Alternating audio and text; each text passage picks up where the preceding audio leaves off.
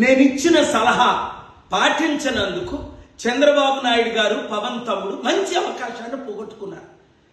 India కూటమితో కలిసి ఉంటే ప్రధానమంత్రి అయ్యేది, స్పెషల్ స్టేటస్ వచ్చేది, స్టీల్ ప్లాంట్ అమ్మకుండా ఆపేది, అన్ని విధాల ఆంధ్రప్రదేశ్ తెలుగు రాష్ట్రాలు అభివృద్ధి చెందేది. ఇప్పుడు కుక్కకు దుమ్ములేసినట్లు 2 మంత్రి పదవులు ఇచ్చారు బీజేపీ వాళ్ళు చంద్రబాబు నాయుడుకి. అది కూడా ఏది హెల్త్ మినిస్ట్రీ అట.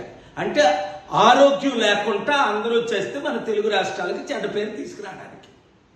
నేను చెప్పిన సలహా 240 బీజేపీకి ఉన్నప్పుడే ఈయన ప్రధానమంత్రి ఇండియా కూటమి తరఫున అయ్యుంటే జైల్లో ఎట్లా పెట్టేది? ఇప్పుడు నేను ఇచ్చిన సలహా పాటిస్తే తెలుగు రాష్ట్రాలు తెలుగు ప్రజలు బాగుపడతారు. వారు ఫెయిల్ అయ్యారు కనుక మనం పాటిద్దాం. 1, స్పెషల్ స్టేటస్ ఇచ్చినంత వరకు ఎవ్వరు కూడా తెలుగు రాష్ట్రాల్లో మంత్రి పదవి తీసుకోకూడదు. అనౌన్స్ చేసిన తర్వాతే మంత్రి పదవి. స్పెషల్ స్టేటస్ అంటే అర్థం ఏంటి?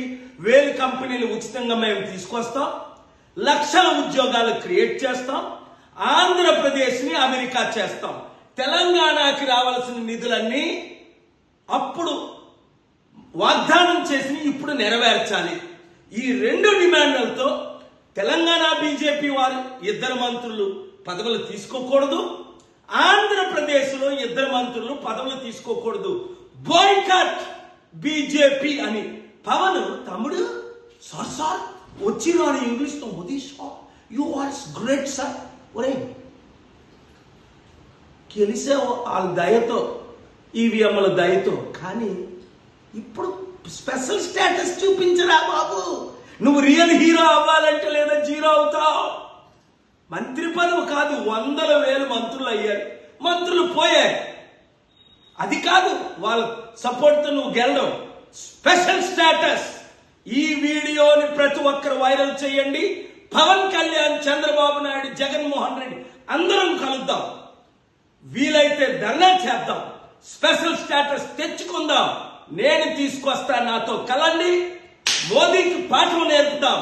తెలుగు సత్తా, ఎన్టీఆర్ సత్తా, మరొకసారి పివి నరసింహరావు సత్తా దేశానికి చూపిద్దాం, ప్రపంచానికి చాడుదాం. నన్ను 1000 ఓట్లు పడితే ఈవీఎంల ద్వారా 1 ఓటు పడకుండా చేసి ఓడిద్దామని చూస్తే నేను పారిపోతాను. స్టీల్ ప్లాంట్ అమ్మకుండా ఆపినందుకు నాకు పనిష్మెంట్ ఇద్దాం అనుకున్నారా? ఇప్పుడు మా తెలుగు సత్తా చూపిద్దాం. సబాష్ అనిపించుకుందాం. ఖబర్దార్ అందాం. ఏ మంత్రి పదవి తీసుకుంటే ఆ మంత్రిని మీరు బాయ్కాట్ చేయండి. వీళ్ళు పదవుల కొరకు దేనికైనా బానిసలే. జైలుకి వెళ్లకుండా ఉండడం కొరకు. మనకు జైలు కొత్త. నీతితో సత్యం పోరాడి జైలుకి వెళ్ళా. అప్పుడు యోసేపు వెళ్ళలేదా? ప్రధానమంత్రులు వెళ్ళలేదా? కలిసి పోరాడదాం. ఆంధ్ర తెలంగాణని అభివృద్ధి చేసుకుందాం. ఈ వీడియో ప్రతి ఒక్కరికి షేర్ చేయండి.